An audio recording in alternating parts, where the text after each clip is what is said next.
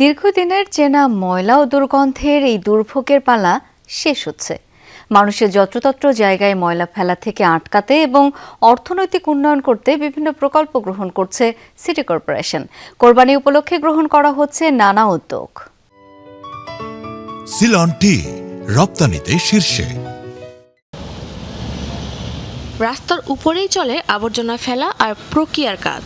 দুর্ভোগ লাঘবের জন্য তৈরি হলেও রাজধানীবাসী অন্যতম ভোগান্তি রাস্তার পাশে ডাস্টবিন বা secondary transfer station STS.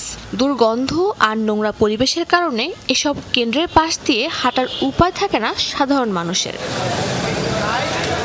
City corporation বলছে দীর্ঘদিনের এই দুর্ভোগ এবার দূর হতে চলেছে। দক্ষিণ সিটি কর্পোরেশনে প্রায় ৬৬টি এসটিএস ব্যবস্থাপনা গ্রহণ করা হচ্ছে। এর মধ্যে নান্দনিক রূপ দেওয়া হয়েছে ৪টিতে। ঈদুল আজহাকে সামনে রেখে বিশেষ উদ্যোগের যাত্রা শুরু হলো। আগে তো এখানকার পরিবেশটা ডাস্টবিনের খারাপ ছিল, এখন খুব সুন্দর করছে, দেখতেও ভালো লাগে, গন্ধ আগে থেকে খুব কম। আগে তো এখানে কোনো মানুষ ময়লা ফেলতে চাইতো না, এখন আগ্রহ নিয়ে এই ডাস্টবিনে ময়লা ফেলতে চায়। আর আগে বসার উপযোগী ছিল না, এখন আশেপাশে বসার উপযোগী আছে। আগে যে এখানে একটা পরিবেশ ছিল যে যাওয়ার পরে মনে হয় যেন একটা ময়লা দুর্গন্ধ, মানুষ ওখানে যেতে পারে না, ওই পরিবেশ থেকে আমরা আশা করছি বেরিয়ে আসবে মানুষ। এখন ওখানে মানুষ যাবে একটা স্থাপনা হিসাবে। দুর্গন্ধ হওয়ার যে প্রধানতম কারণ যে ময়লা থেকে যে লিচেটটা বের হয়, যে পানিটা বের হয়, এই পানি থেকে কিন্তু দুর্গন্ধটা হয়।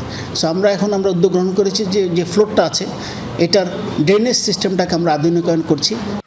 কেবল সৌন্দর্য বর্ধনই নয়, এই উদ্যোগের পেছনে রয়েছে বড় অর্থনৈতিক ও পরিবেশগত দিক। রিসাইকেলিংযোগ্য বর্জ্য শুরুতে আলাদা করা হবে, তবে কোরিয়ানরা ঢাকার বর্জ্য কিনে নিতে চায়, এজন্য একটি সমঝোতা করা হয়েছে। এই টোটাল প্রজেক্টের কস্ট আমাদের কোরিয়ান কোম্পানি বিএনএফ কোম্পানি তারাই দিবে। এটার জন্য সিটি কর্পোরেশন বা বাংলাদেশ গভর্নমেন্ট কিন্তু এটাতে কোনো পয়সা ব্যয় করতে হবে না। বিনিময়ে তারা ময়লার জন্য তারা প্রতি মাসে আমাদেরকে পয়সা দিবে ময়লা ব্যবহারের জন্য, প্লাস হল আমাদের প্রফিটের একটা পার্সেন্টেজ তারা আমাদেরকে দিবে, প্লাস জায়গার ভাড়া তারা আমাদেরকে দিবে। ঈদুল আজহার ৩ দিনে ঢাকা থেকে সব মিলিয়ে প্রায় ৬৫,০০০ টন বর্জ্য সংগ্রহের লক্ষ্যমাত্রা সিটি কর্পোরেশনের। ১২ ঘন্টার মধ্যে বর্জ্য সরিয়ে নিতে প্রস্তুত রাখা হয়েছে প্রায় ২৯,০০০ পরিচ্ছন্নতা কর্মীর। শাজদিন অন্তরা, যমুনা নিউজ, ঢাকা।